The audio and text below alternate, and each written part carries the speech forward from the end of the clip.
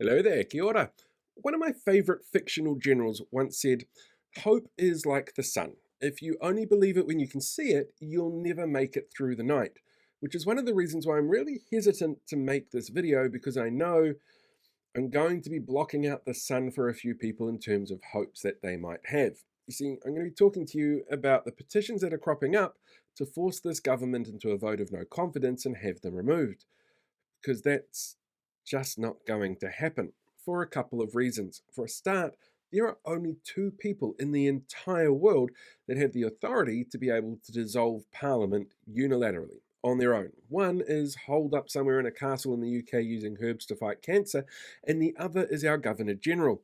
And she's not likely to do anything along this line because it's never happened before. She does have the power to do it, but it has to be extraordinary circumstances, like the government openly admitting that their plans and policies are to unalive people instead of doing it subvertly like they are at the moment.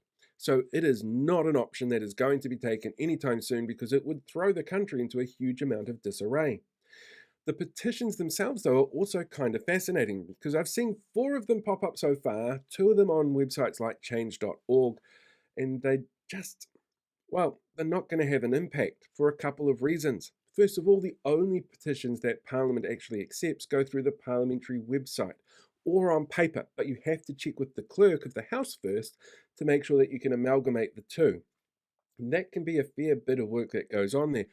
There's a rumour that you need a certain number of votes or signatures from voters to count towards this to make it forced into power. But that's not the case here. New Zealand is one of the few countries in the world where there is no limit on the number of signatures before something gets forced into the process. At any point in the process, the government can just turn around and go, "Nah, I don't want to deal with it." People get this mixed up because a citizens initiated referenda needs 10% of the population to kick that off. But even then, a citizens initiated referenda is non binding, and you'd basically be having another election while the parliament is still running and the government's in there going, "We don't want to pay attention to this." It would be a dead end and a huge waste of resources.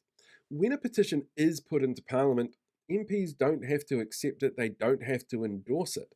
And what happens is it might go through to a select committee process, be debated, and have people submit stuff before it goes to the House, but the House is still controlled by those parties that you want to remove, and a vote of no confidence is just going to fail. At this point in time, there is no citizen initiated way to force the government to stand down. And while petitions bring hope and they give people that light to look towards, the best thing you've got to aim for at the moment is that 18-month period when Winston Peters steps down as Deputy Prime Minister and starts getting really snarky towards David Seymour. Because then you might start to see some fractures in this coalition, because there'll be an election on the horizon and Winston Peters likes to cause ripples. But don't give up hope.